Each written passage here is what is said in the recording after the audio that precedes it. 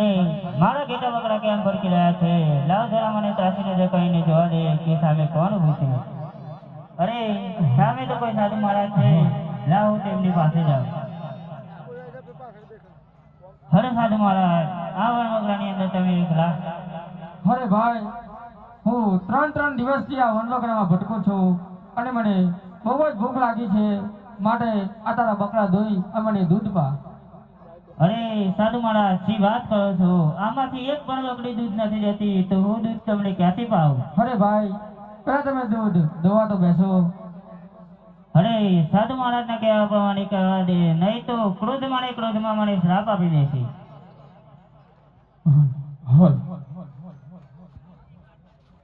હરે કાબરી તે બકરી ગોવા લહાવજે રે, એને વરસાવ દૂધ કેરીદાર. હરે ગોર અમેર પરદેશી.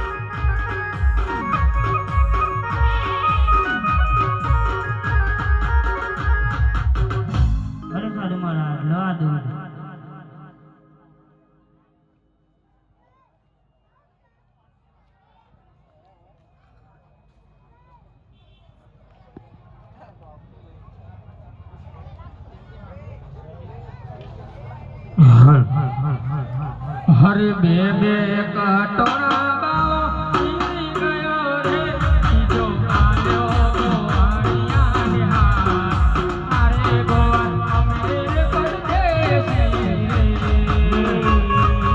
હાલો રુદ્રા ખડે રે જીવ રે, મારે નથી રે રુદ્ર કેરી હાથ.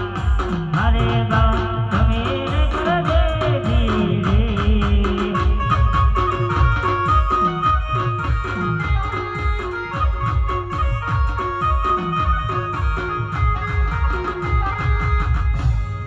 હરે ભાઈ, મને ભૂખ તો તે ભાગી, પણ મને આ વનવગડાની અંદર બહુ જ તરસ લાગી છે, માટે મને પાણી પીવડાવો.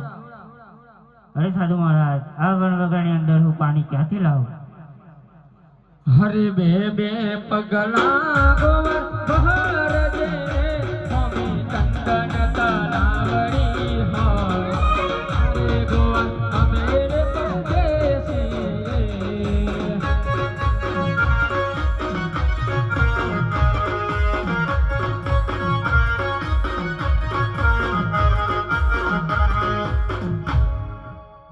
અરે આ તે જેવો ચમત્કાર છે.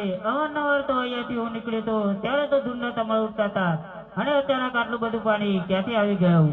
લાવ આની અંદર જળ હું ભરી લઉં.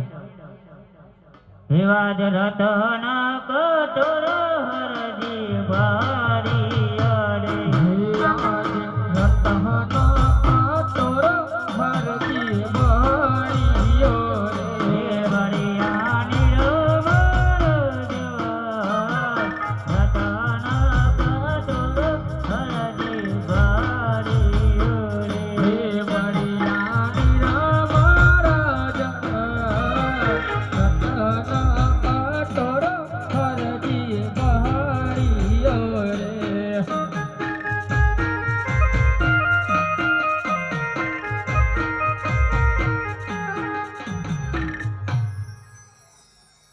અરે સાધુ મહારાજ, લો આ પાણી.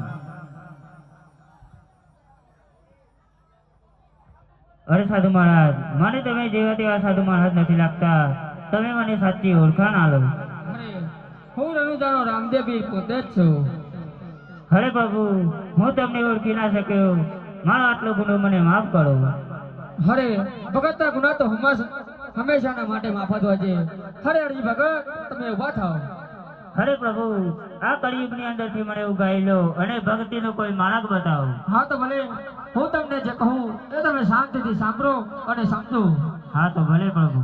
હરિહરજી ભગત, તમને પૂર્વજન્મનું યાદ નહીં હોય, જ્યારે હું દ્વારકામાં રણછોડ રાય તરીકે ઓળખાતો હતો ત્યારે તમે ટીબા ભગત તરીકે ઓળખાતા હતા, અને આ કળિયુગની અંદર તમારો અવતાર હરજી ભગત તરીકે થયો છે. હરિહરજી ભગત, હવે હું તમને જે કહું એ તમે સાંભળો અને સમજો.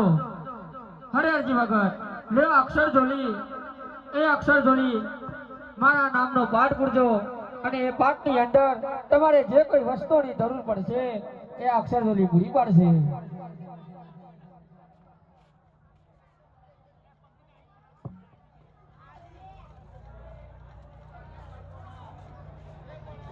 હરે ભગત હરજી, તમે જે મારા અલખના નામનો પાઠ પૂછો એની અંદર આ કપડાનો લીલો ઘોડો મૂકજો, જેથી કરીને એ ઘોડાના રૂપે હું તમને દર્શન આપીશ, અને જ્યાં કોઈ તમને ભીડ પડે તો મને યાદ કરજો, હું તમારી વારે જરૂર આવીશ. આ મારું તમને વચન છે. હા તો ભલે પ્રભુ. અરે જાઓ હરજી ભગત, અલખના નામનો પ્રચાર કરો. હે વાદ ભગતી નો મારા ઘરમાં